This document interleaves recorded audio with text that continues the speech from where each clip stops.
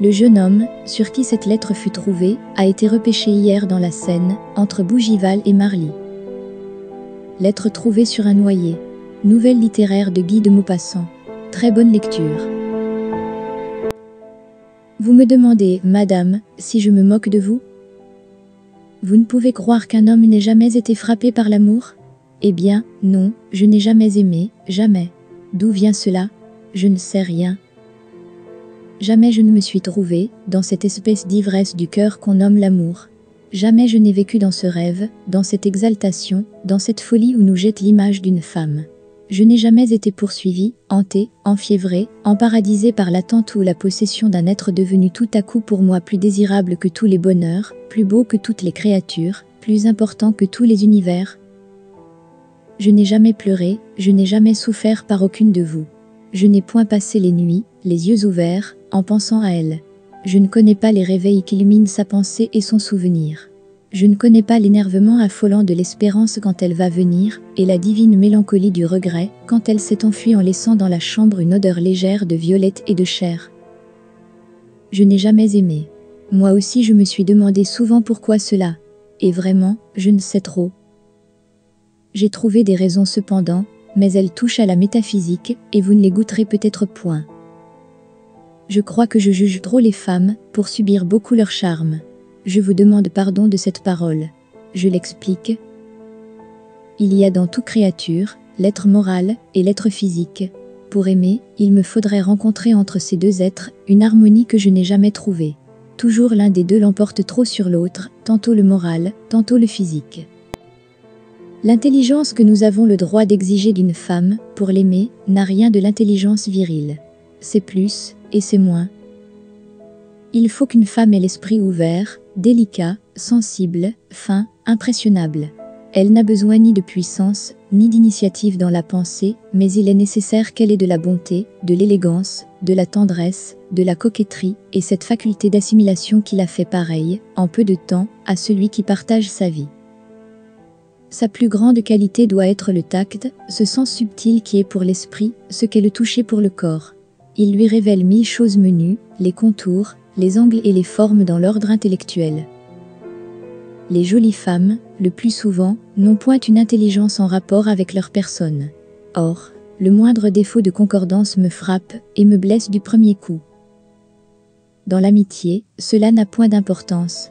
L'amitié est un pacte où l'on fait la part des défauts et des qualités. On peut juger un ami et une amie, tenir compte de ce qu'ils ont de bon, négliger ce qu'ils ont de mauvais, et apprécier exactement leur valeur, tout en s'abandonnant à une sympathie intime, profonde et charmante. Pour aimer, il faut être aveugle, se livrer entièrement, ne rien voir, ne rien raisonner, ne rien comprendre.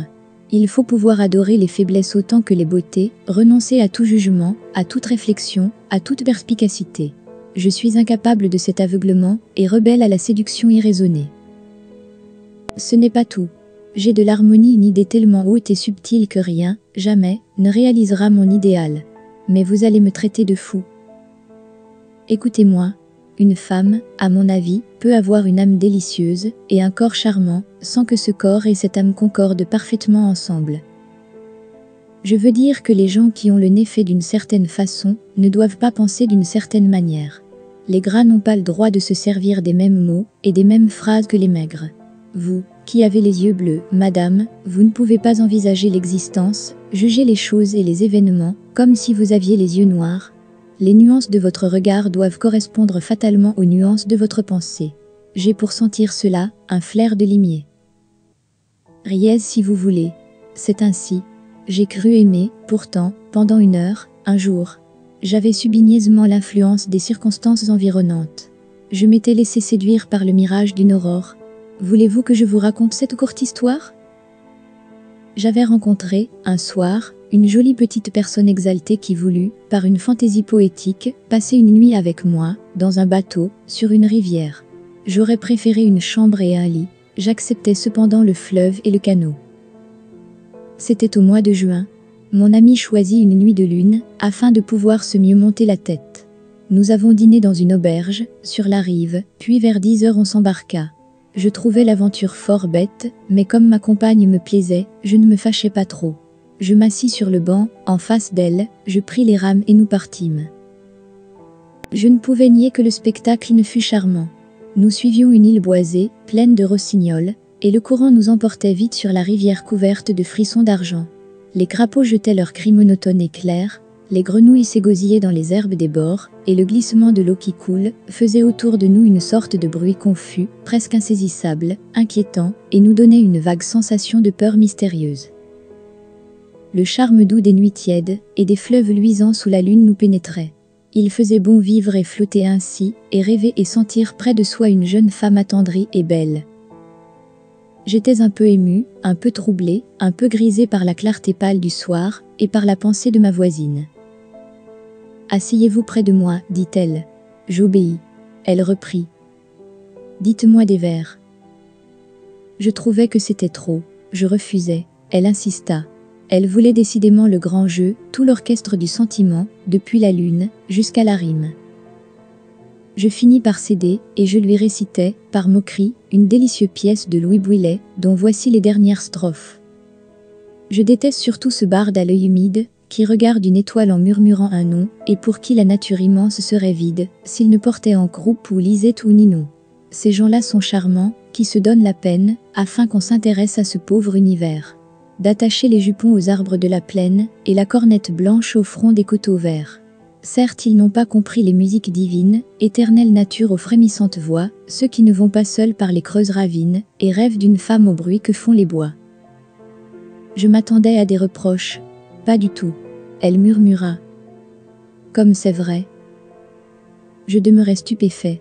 Avait-elle compris ? Notre barque, peu à peu, s'était approchée de la berge, et engagée sous un saule qui l'arrêta.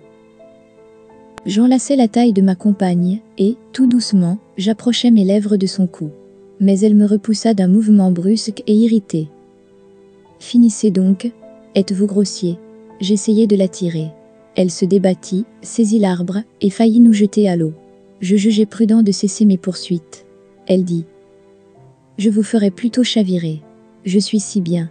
Je rêve. C'est si bon. Puis elle ajouta avec une malice dans l'accent. Avez-vous donc oublié déjà les vers que vous venez de me réciter ? C'était juste, je me tue. Elle reprit. Allons, ramez. Et je m'emparai de nouveau des avirons. Je commençais à trouver longue la nuit et ridicule mon attitude. Ma compagne me demanda. Voulez-vous me faire une promesse ? Oui. Laquelle ? Celle de demeurer tranquille, convenable et discret si je vous permets. Quoi ? Dites. Voilà. Je voudrais rester couché sur le dos, au fond de la barque, à côté de vous, en regardant les étoiles. Je m'écriai, j'en suis. Elle reprit. Vous ne me comprenez pas. Nous allons nous étendre côte à côte. Mais je vous défends de me toucher, de m'embrasser, enfin de me caresser. Je promis. Elle annonça. Si vous remuez, je chavire. Et nous voici couchés côte à côte, les yeux au ciel, allant au fil de l'eau. Les vagues mouvements du canot nous berçaient. Les légers bruits de la nuit nous arrivaient maintenant plus distincts, dans le fond de l'embarcation, nous faisaient parfois tressaillir. Et je sentais grandir en moi une étrange et poignante émotion, un attendrissement infini, quelque chose comme un besoin d'ouvrir mes bras pour étreindre, et d'ouvrir mon cœur pour aimer, de me donner, de donner mes pensées, mon corps, ma vie, tout mon être à quelqu'un. Ma compagne murmura, comme dans un songe. Où sommes-nous ? Où allons-nous ? Il me semble que je quitte la terre ? Comme c'est doux. Oh, si vous m'aimiez, un peu ? Mon cœur se mit à battre. Je ne pus rien répondre. Il me sembla que je l'aimais. Je n'avais plus aucun désir violent. J'étais bien ainsi, à côté d'elle, et cela me suffisait. Et nous sommes restés longtemps, longtemps sans bouger. Nous nous étions pris la main. Une force délicieuse nous immobilisait, une force inconnue, supérieure, une alliance, chaste, intime, absolue de nos êtres voisins qui s'appartenaient, sans se toucher. Qu'était cela ? Le sais-je ? L'amour, peut-être ? Le jour naissait peu à peu. Il était 3 heures du matin. Lentement une grande clarté envahissait le ciel. Le canot heurta quelque chose. Je me dressai. Nous avions abordé un petit îlot. Mais je demeurais ravie, en extase. En face de nous, toute l'étendue du firmament s'illuminait rouge, rose, violette, tachetée de nuages embrasés pareils à des fumées d'or. Le fleuve était de pourpre et 3 maisons sur une côte semblaient brûler. Je me penchai vers ma compagne. J'allais lui dire: regardez donc. Mais je me tus, éperdu, et je ne vis plus qu'elle. Elle aussi était rose, d'un rose de chair, sur qui aurait coulé un peu de la couleur du ciel. Ses cheveux étaient roses, ses yeux roses, ses dents roses, sa robe, ses dentelles, son sourire, tout était rose.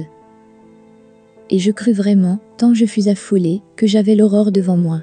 Elle se relevait tout doucement, me tendant ses lèvres, et j'allais vers elle frémissant, délirant, sentant bien que j'allais baiser le ciel, baiser le bonheur, baiser le rêve devenu femme, baiser l'idéal descendu dans la chair humaine. Elle me dit: vous avez une chenille dans les cheveux. C'était pour cela qu'elle souriait. Il me sembla que je recevais un coup de massue sur la tête. Et je me sentis triste soudain, comme si j'avais perdu tout espoir dans la vie. C'est tout, madame. C'est puéril, niais, stupide. Mais je crois depuis ce jour que je n'aimerai jamais. Pourtant, qui sait? Le jeune homme, sur qui cette lettre fut trouvée, a été repêché hier dans la Seine, entre Bougival et Marly. Un marinier obligeant, qui l'avait fouillé pour savoir son nom, apporta au journal ce papier et le remit à Maufrigneuse. Fin.